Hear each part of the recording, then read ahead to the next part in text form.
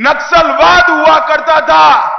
11 साल में 11 राज्य में से नक्सलवाद अब 3 जिलों में बचा है। और मेरी बात याद रखना, 31/3/2026 को ये देश नक्सलवाद से मुक्त हो जाए। गृह मंत्री अमित शाह का दावा है कि 31 मार्च 2026 तक नक्सलवाद पूरी तरह से साफ हो जाएगा। इसके पीछे भी एक झांसा है। ये डेड लाइन अमित शाह द्वारा बनाई हुई नहीं है, इसे पूंजीपतियों ने बनाया है ताकि उनके सामने से नक्सलवाद नाम का कांटा हट जाए।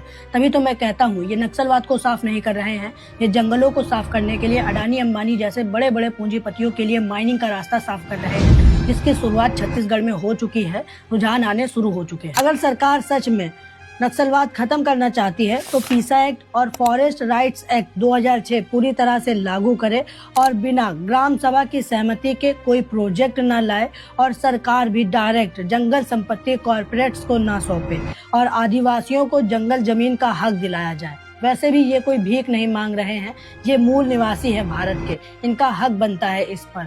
वरना आपकी 2016, 2022 और 2024 में कई बार नक्सलवाद को खत्म करने की डेडलाइन आई है और चली गई।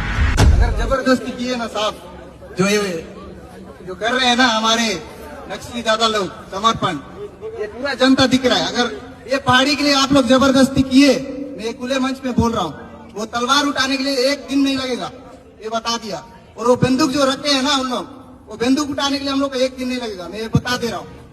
हमारे दादा लोग जो समर्पण किए हैं वो बस नाम के लिए किए हैं, मैं बता दे रहा हूँ। आप जो करना कर लीजिए, हाँ ये बता दे रहा हूँ। मैं अभी ITI क्लास किया हूँ, आप अगर जो करना कर दीजिए, मुझे जेल ले जाना ले जाइए। गलत शब्द बोल रहा हूँ, ठीक है, ये हकीकत बता रहा हूँ।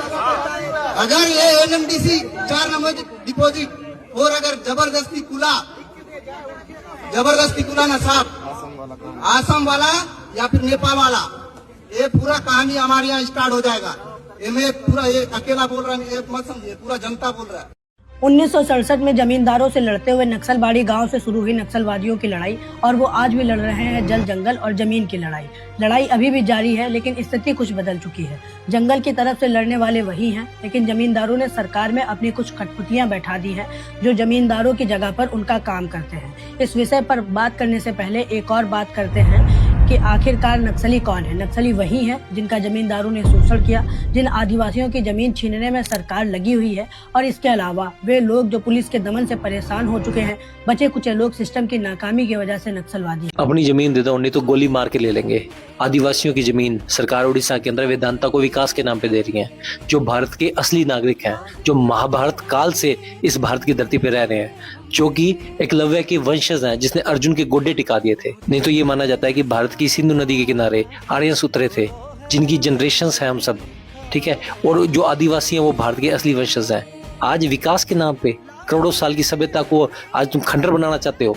ऐसा हो क्यों रहा है? ऐसा हो इसलिए रहा है कि जब सरकारें चुनाव आयोग के दम पर बनती है और चुनाव आयोग धमकियां देता है दूसरी पार्टी को, तो मन मर्जी कंपनियों की चलती है। बाकी समझदार आप हैं। अगर किसी कंपनी को आपके गांव की जमीन पसंद आ गई जिसका पानी नीचे से ठीक है, तो सरकार आदेश ही देगी कि खाली करो। आज आदिवासियों का नंबर है, अगला नंबर आपका है।